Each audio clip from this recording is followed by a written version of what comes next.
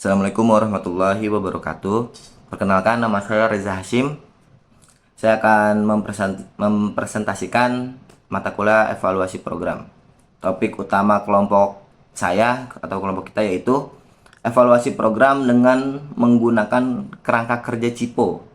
Ya, apa itu CIPO? CIPO ialah singkatan dari konteks, input, proses, dan outcome, yang merupakan elemen-elemen penting dalam mengevaluasi efektivitas suatu program. Dalam presentasi ini, kita akan membahas secara mendalam masing-masing elemen CIPO dan bagaimana mereka berkontribusi dalam proses evaluasi program. Selanjutnya, slide kedua, kita mengawali presentasi dengan memberikan pengenalan tentang evaluasi program. Evaluasi program adalah proses sistematis untuk menilai kinerja suatu program atau suatu kegiatan yang bertujuan untuk memastikan bahwa program tersebut mencapai tujuan yang ditetapkan. Kemudian, kita membahas pentingnya memahami CIPO dalam evaluasi program. CIPO membuat kita memahami konteks program, sumber daya yang digunakan, proses pelaksanaan, dan dampak atau hasil yang dicapai. Terus selanjutnya slide ketiga. Pada slide ketiga ini, kita mulai dengan mendefinisikan apa yang dimaksud dengan konteks dalam evaluasi program. Ya, konteks mengacu pada lingkungan eksternal di mana program ini diimplementasikan yang dapat mencakup faktor-faktor seperti budaya, sosial, politik, dan ekonomi. Pentingnya memahami konteks adalah karena faktor-faktor ini dapat mempengaruhi keberhasilan atau kegagalan suatu program. Sebagai contoh, faktor eksternal seperti perubahan kebijakan pemerintah atau kondisi ekonomi dapat mempengaruhi pelaksanaan program. Pada slide keempat, kita membahas tentang input dalam evaluasi program.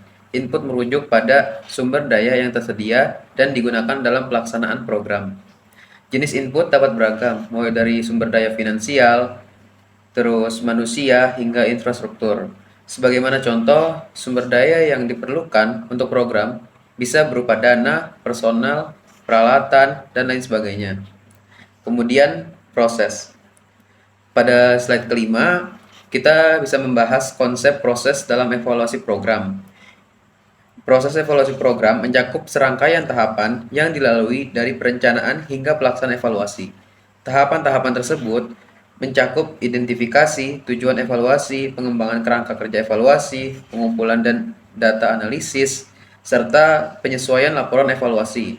Contohnya, selama proses evaluasi program, kami akan melihat bagaimana program diimplementasikan dan proses evaluasi yang dilakukan untuk mengukur kinerjanya. Kemudian, outcome.